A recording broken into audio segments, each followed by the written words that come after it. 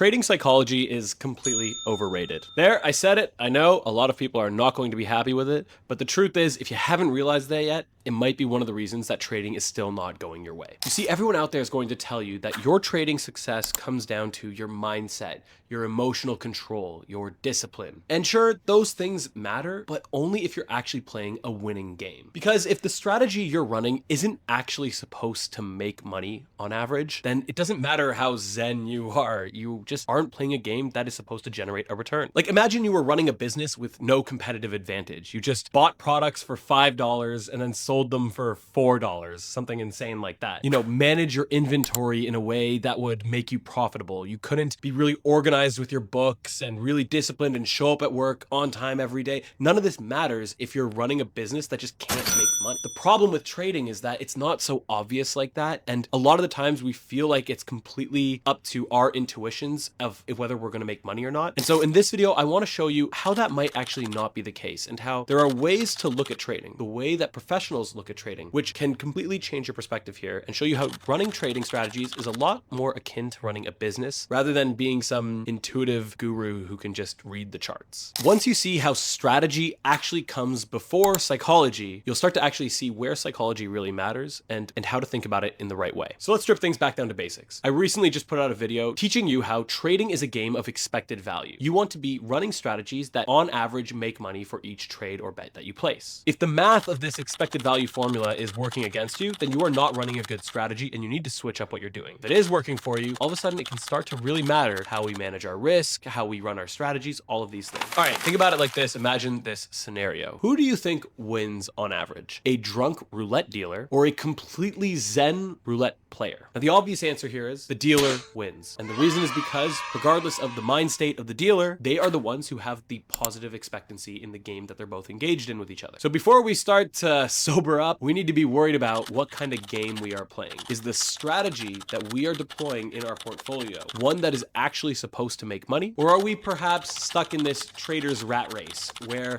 we are doing things that are maybe completely subjective, we're constantly blaming ourselves, our own greed, when maybe we're actually not taking actions that are meant to make money? The easiest way to know whether or not the strategy you are running is supposed to make money, besides just thinking in theoretical expected value, is to actually think about your trading as if it was a business. You see, something I think traders forget a lot of the time is that we are actually engaged in a market. There is somebody on the other side of our trade. The reason they are engaging with us is for a reason. And a lot of times when we get paid as traders, it's not because we're just smarter or anything of that nature. The simplest ways to make money as a trader is by providing value into that market. You know, imagine a real world market where there's people selling all sorts of stuff and you have a fish stall. You sell fish and make money because there are people who want to buy fish. In the trading world, if you're selling options, you sell options and can make money because there is somebody on the other side looking to hedge away a risk. They are actively engaging with you in a trade where they know they are paying you a risk premium, and they are willing to do it because